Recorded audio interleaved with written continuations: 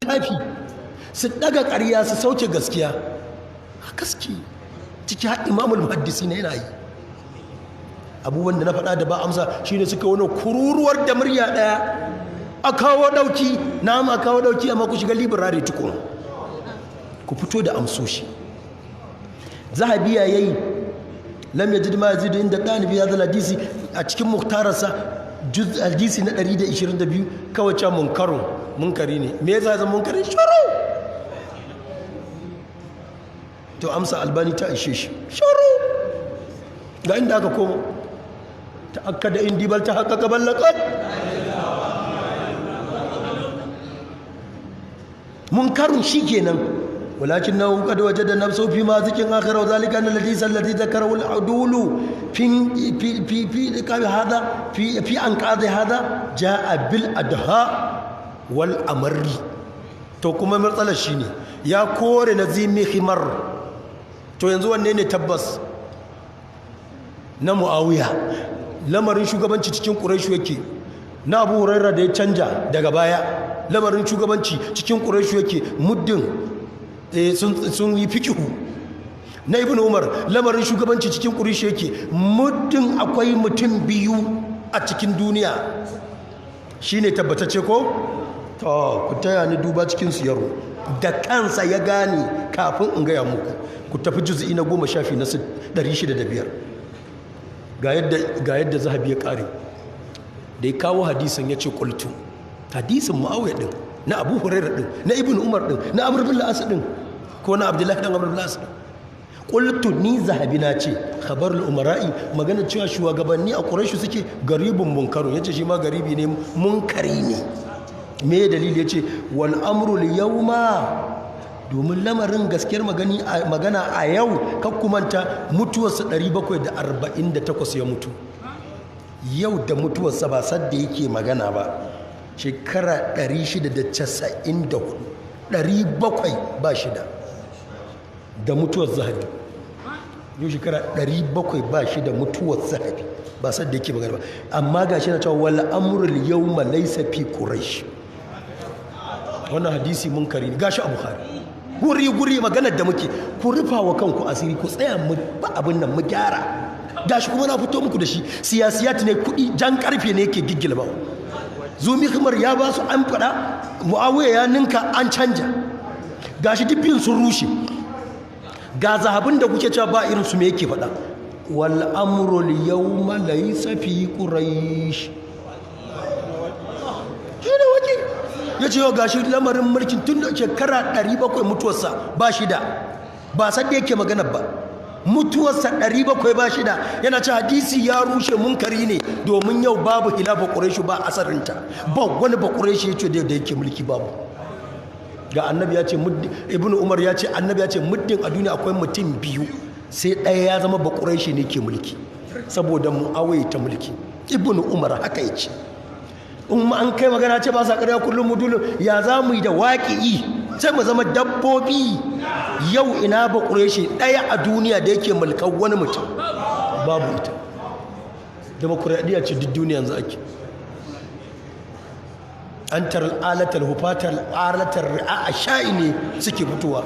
a baka ƙuri'a kasa ba ba ƙureshi ko ɗaya amma an ce muddin mutum biyu suna ɗaya sai zama ƙureshi ya shugabanci yana Bukhari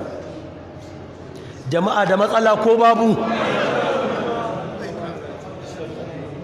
wannabiyu la yaqulu illa haqqan ji zabi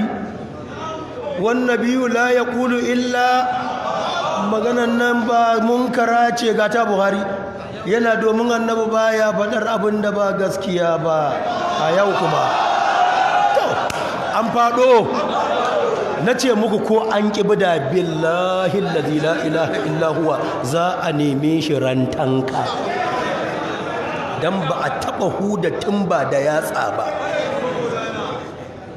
yau gata zahabi na ƙaryata hadisi cikin Bukhari da ya maimaitu a harshen Muawiya a harshen Abu Hurairah a harshen Ibn Umar a harshen Abdullahi dan Amr dan Asi a Bukhari guri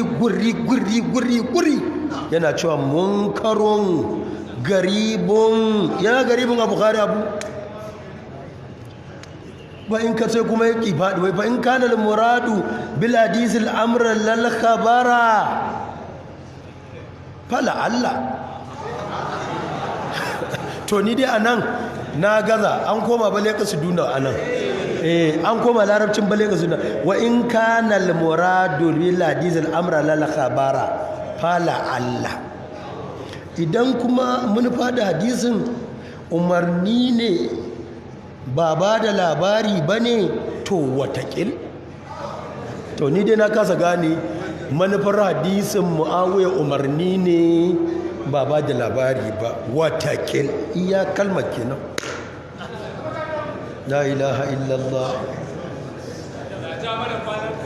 la ilaha illallah ya jama'a ƙarshen magana jama'a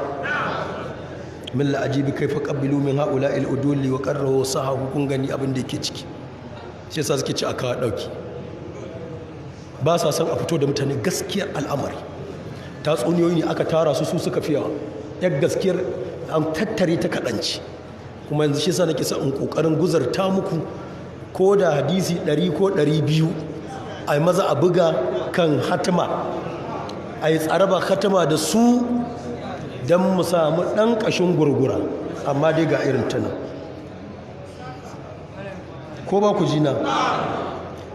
wa min marrawa annu zalika al-imam amil min mawlahu muragama ma zahar mirwati basmatul wada'i wannan hadisi kai fadin abin ya isa dai gashi nan na kawo riwayoyi da suke nuna magana cewa ba quraishe ma sharadin mulki ba quraishe sun kawo riwayoyi suna nan sahihai imam ali bai san wannan magana ba ya saba mata gaba ɗaya ma magana sai ba ƙureshi ko ajiye ko yawa balle magana shi kansa ma umar bin al-khattabi bai santa ba ga ɗansa yana ruwaita amr bin al-as bai santa ba ga ɗanta yana ruwaitar ta uwar mu'mina aisha bata san wannan magana ba na muƙi Allah hadisan ga sunan da rututu da suke nuna yiwuwar khilafa a wani mutum ba ba ƙureshi ba wannan manyan duk ba su san wannan magana ba su ba su taɓa yin ta da annaba ba sai a ƙarshen zamani ta fito mu kyale wannan Allah kalli da yanzu ba ca za a kawo dauki ba ba mimbarai za ku ya ku ce hakurinku ya kare ba na in hakurinku ya kare kuna da haƙi amma ba maganar gwamnati ta shigo bane mafita maganar ku shiga library ku fito da amsa subhana rabbika rabbil izzati amma yasifun wa salamun alal mursalin alhamdulillahi rabbil alamin